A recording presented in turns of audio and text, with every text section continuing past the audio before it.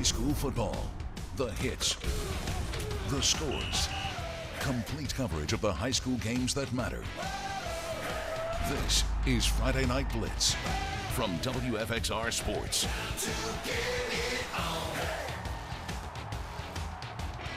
Yes, good evening, everyone. I'm Jermaine Ferrell, hoping your day is wonderful and blessed like butter. Let's get on the roll, baby, with the latest edition of Friday Night Blitz. Let's get the party started with our high school basketball game of the week. And now, the Friday Night Blitz Game of the Week, sponsored by Don Hudson Insurance. All right, two state semifinal games tipping off tonight to fill out the final two pieces of the state finals puzzle. First up, we roll down the Big Stone Gap where the Radford Bobcats taking on the Union Bears in the Class II boys semifinals. The winner getting to host the finals on Sunday. So let's go out to Big Stone Gap. Radford trailed in the second half, but they came back here. Great play in the third. Marcel Baylor getting the open strong side defender. Hoop and harm action. Radford making it close. But then how about this? Union is getting the ball and they're rocking and rolling. Alex Rancic punching it through, burying the triple. But the Bears pulled away later in this one as the Radford press would fail. But Bradley Bunch is left over in the head of the pack, gets the bucket. Radford falls in the semis to Union 42-35, so a great run by the Bobcats. Meanwhile, on to the Class I girls semifinal. George Wythe visiting Honaker with a spot on the finals, in the finals on the line. We'll get it going in the third quarter. Tigers up 3, but the Maroons cut the deficit with the help of Molly Kurtner, and the ETSU commit weaves through the entire defense to lay it in. But just as the quarter was winding down, Leanna McNutty lures the defense and then kicks it out to Kyla Boyd with the wide open triple. And that gave the Tigers a 7-point lead heading to the fourth. The Maroons weren't backing down. Mackenzie Tate skipping this one to Haley Patel, who drills it from the wing. George with only down 1 with 2 to play. But Haley Hilton putting the Maroon in jeopardy as they hit the shot there. And in the end, Honaker, they advanced to the finals, knocking off George Wythe 53-47, so a great season by George Wythe. Coming up next on Friday Night Blitz, 4 of our local high schools will be playing for a state title on the hoop court on Saturday. We have previews next. This is Friday Night Blitz. Now, back to Friday Night Blitz, a Wfxr Sports production. And welcome back to Friday Night Blitz. It is state basketball finals preview time. As Saturday, 4 teams will be going for the big one. Now, the road to the Class 5 state title game has been a long journey for the Patrick Henry girls basketball team. Pre-Coach Mike Hedrick, the team had a record from 2003 to 2007 of 11-56. But when Coach Hedrick came on the scene, he flipped the script. And from 2017 and now, PH has gone 72-22, winning 3 district titles, 2 regional titles, 4 Elite 8 appearances, 2 Final Fours. And now, Saturday at 5, the Patriots will be playing in their first ever state title game as they host 7-time defending state champion Princess Anne. I'm very blessed to have the players I got. I've been very lucky to have Savannah Deary here for every game I've ever coached. I've had Shelby Fiddler and Minnie Childers for every game I've ever coached because they were here as 8th graders. I rely on them, and anybody that watches us knows those 3 are kickstarters. They do everything for us. So right now, I just drive the bus. They run the show. So I'm proud of them. You know, it's kind of surreal to see, you mentioned it, the way this program has grown since you've been here. And I remember the first time I talked to you, you said you can win here at Patrick Henry, you can have this success. Obviously, that is definitely the case. And, you know, the players give you a lot of credit. You know, don't downplay what you're saying, but you deserve a lot of credit because obviously you got to buy into what you're selling. No, and that's a two-way street. You know, you as a coach have to be really prepared, and I believe if you show your kids that you're going to fight for them every day no matter what, and you're going to fight all the battles, and I fight every battle with my kids. I'm on the front lines with them, and when you lead by example, you'd be amazed at what kids will give you back. You know, we always talk about this generation as, you know, maybe they're lazy or they won't know. This is a great generation if you show them you love them, if you show them that they can be really great. And I think what we've done here is we've shown a group of girls they can be great, and then we allow them to be great. And I love each and every one of them, and I'm going to miss them when they leave. You know, I'm trying to adopt Savannah Deary and bring her back a year. We'll see. Nice deal there. Well, meanwhile, the road to the Class 4 state title game for the Pulaski County girls was unique as it came down to a last-second play as the Cougars, they're going to play Louisa County Saturday night, 5 o'clock. Now, we go back to that state regional final. Overtime, 7.4 seconds to go, tied at 39. In overtime, Kesslin Sechrist driving to the well, getting the shot to go, sending Pulaski to their second state final game in the past 3 years. Now, Cougars first-year head coach Scott Ratcliffe and guard Kesslin Sechrist talk about advancing to the title game. Oh yeah, hey, we got all the confidence in the world in Kesslin. She's took over from Maddie Ratcliffe from last year, and that was supposed to be what she's designed to do, man. That's what she's made for. She's a heck of a ball game. Like you were saying, this is something you've been doing. I mean, this is something this program's been doing for years now. Now we're back in the state finals. How's it feel to be back representing Pulaski County? Unbelievable. You know, I've sat over there a whole lot in 20 years here and watched these kids play, and I always thought, man, if I got my chance, we're there. So we got 2 days to get ready for some good ball teams, and hopefully this weather will allow us to get some practice time. We got to get some shots up. We got to make some shots. I was about to say 2 days. We got an ice storm coming. Yes, sir. We're here at home when we welcome whoever we're going to be playing. Right. I mean, that's got to, even during a pandemic, that home court advantage has got to be huge. Oh yes, sir. I hate we don't get the fans, man. That's a huge miss. Could you imagine this place on that shot right there? Oh my gosh. But yeah, it is still huge. It felt so good. I had the confidence and I knew it was going in, and after I made it, it was a great feeling. Meanwhile, in the Class 1 ranks, the Perry McClure boys are playing in their first title game in 27 years. The man leading them is no stranger to title game success. Perry McClure's native son and head coach Mike Cardellaro led the Alta Vista Colonels to 4 state titles as the Colonels head coach. Now Coach C is leading the Fighting Blues to a home title game against Alta Vista Saturday afternoon at 2. There is excitement coming for Saturday's matchup. You know, it's been one of those where each day you cherish the moment to practice or perhaps play a game, knowing that you are, you know, maybe one case away from not being able to play, participate, or even finish the season. So it's been such a roller coaster. We feel like that we've been very fortunate, and we've got a great group of kids. We've asked them all ever since the summer, you know, stay in your bubble.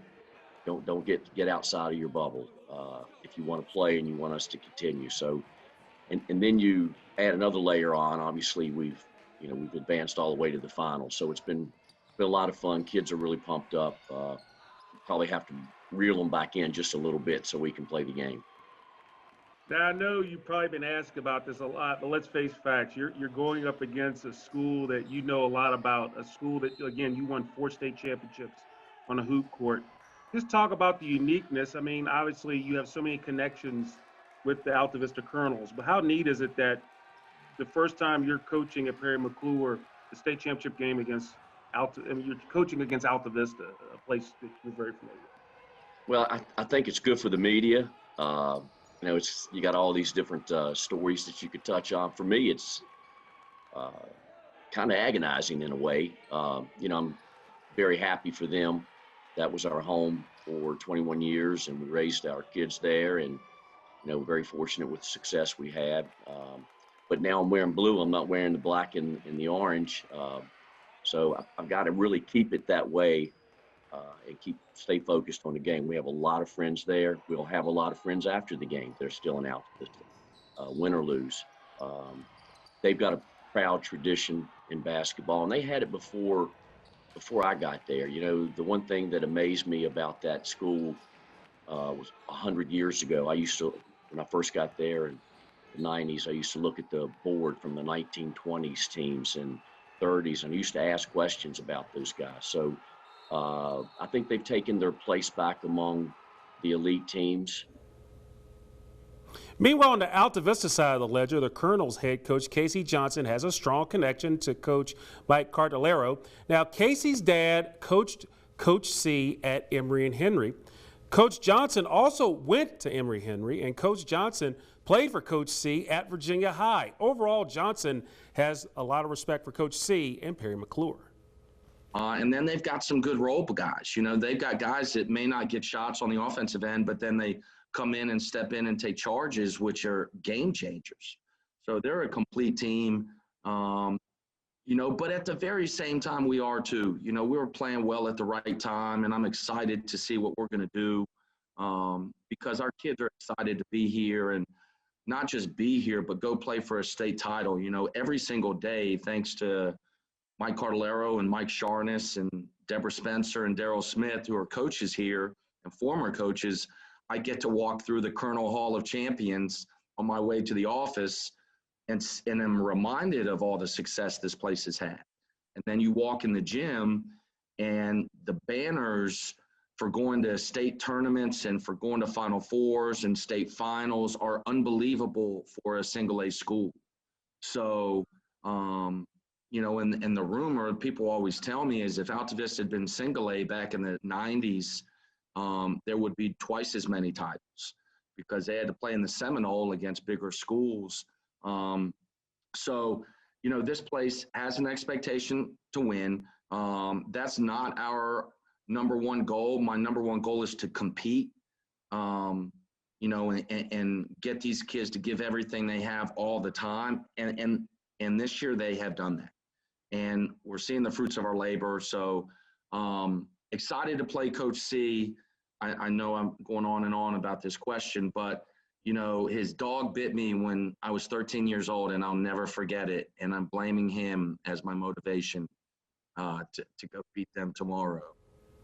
A dog bite for motivation. You got to love that storyline. Anyway, here again are the final games on Saturday. Class 5 girls, Patrick Henry hosting Princess Anne at 5.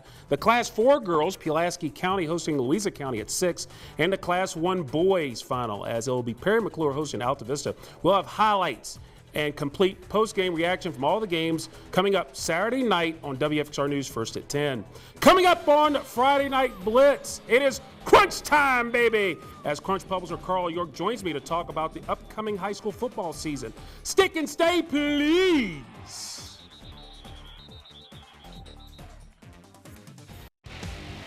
Now, back to Friday Night Blitz, a WFXR sports production. And welcome back to Friday Night Blitz. It is crunch time, baby, as earlier this week I caught up with Crunch publisher Carl York to get his take on the upcoming high school football season, which is set to kick off next week. Here's Captain Crunch with Crunch Time. This is like the old days.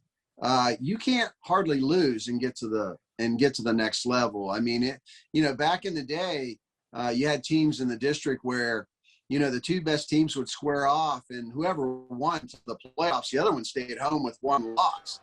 And it's getting to feel like maybe, this year is going to be a little bit like that. You're not going to have, 100 teams in the playoffs zigzagging across the state. It's going to be a lot less teams. It's going to be limited. So that puts more pressure on every game. You don't want to, if you've got a good chance and a good team, there's more pressure to not go to sleep on that one game and lose and then end up messing up your postseason.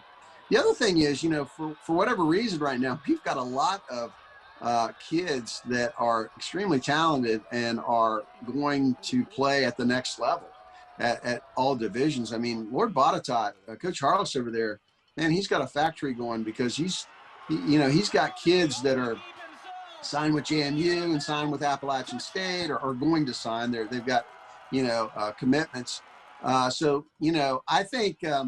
I think that's interesting. So we have some kids in the area that are going to play at the next level. I think that's interesting. I think with a shorter season, the stronger teams, more physical teams have sort of a chance to kind of beat up on everybody all regular season. They only have 6 games. So, you've got a chance. Everybody has a chance to kind of survive the regular season, maybe get to the postseason and knock somebody off. So I think it's really interesting the way it's set up. But it's going to be different. Only playing 6 games, and you're not going to get some of those rivalries that you like, where you kind of cross districts. You're going to miss out on some of those. So that's kind of unfortunate. But hey, at least we're playing. And coming up next on Friday Night Blitz, we have our latest Player of the Week. Friday Night Blitz returns in a few moments. It's time for the Friday Night Blitz Player of the Week, sponsored by Tater Benson of MKB Realtors. The Cave Spring Knights girls basketball team has grown over the years to one of the strong programs in our area, and one of the reasons for the growth is connected to this week's Player of the Week, Knights guard senior Zeta Porter. Cave Spring's season came to an end earlier this week in the regional finals, but overall Porter is proud to be part of the resurrection of the Cave Spring Knights program. You know, the last 4 years have been fantastic with this last team. So I'm just glad that I got to play with these people. I just got to ask you, where'd your love for basketball come from? My dad, you know, my parents, they weren't together in the beginning of their relationship. So, you know, I was at two different households a lot, but, you know, basketball was something that I carried over from both of their households no matter what. So just, you know, my dad being able to push me at one side and my mom pushing me at the other side, you know, it was just something for all of us to come together and do together. So that's where it came, and they encouraged me, they helped me play, so I've just always stuck with it. You know, the interesting, you know, that you've wrapped up your season with Cave Spring. I mean, when you ladies first started off, you know, when you first started, there were some lean years early, but now just I hate to say it like that, but I mean, how special is it, because y'all were basically one game away from the state semifinals?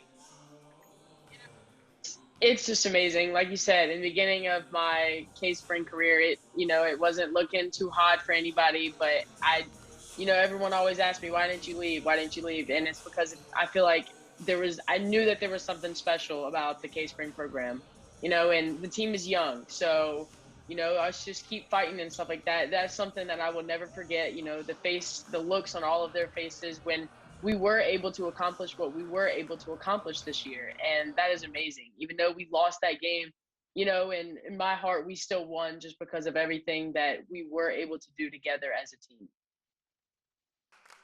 You know, your coach has the same initials as mine, Coach Jessica. What has she meant to you, you know, with guiding you through your high school career at Cave Spring? Much more than just a basketball coach. You know, the times that she tells me all the time, I'm her kid and she is my mom when it comes to that basketball court. She's taught me how to lead my team. She's taught me different situations and different ways to reach out to them in ways that I would have never thought about doing myself. You know, she's taught me how to be a leader on and off the court. Shaped me into a very young lady, and just everything like that I cannot thank her enough for everything that she has done for me the past 4 years. You know, we text all the time and we say some things. The other day at our LB game, we actually called a timeout at the exact same time, and neither of us knew which one actually got the call. But that's just something that you realize over the past 4 years, we've started to become more like one person. You know, she's the coach on the side, I'm the coach on the court, but we come together, we have one goal, and that's to get the best out of everybody on the court. You know, I noticed in your room, that's your room, right, where we are? Okay. I noticed you got a lot of awards. That's the I Love Me wall over there with the medals. It is. It's a room that I plan on, you know, coming back from college after, you know, getting just beat up at college, you know, just to understand where I came from, to know to still continue to have confidence in myself, even after, you know, when I'm 30, hopefully I can bring my kids here and look at them and tell them, just be like, look, your mom was a beast, just remember, you know. But yeah, my mom and my dad helped me set it up. It was a long time, and you know, every time I get something new, I just add it to the wall in hopes that, you know, it continues to grow. Good deal. Good deal. So maybe you could be like loving basketball, the McCalls, you know, the dad was in Omar Epps' character was in the NBA for a while till he got hurt, but then, you know, his wife ended up being in the WNBA. So there you go. Absolutely. It all is going to plan out eventually. I know it. Well, Zeta, all right, congratulations, Zeta Porter, on that honor of getting the Player of the Week. I'm Jermaine Ferrell. Hope all your teams are winners. Have a wonderful and blessed day, and enjoy your weekend.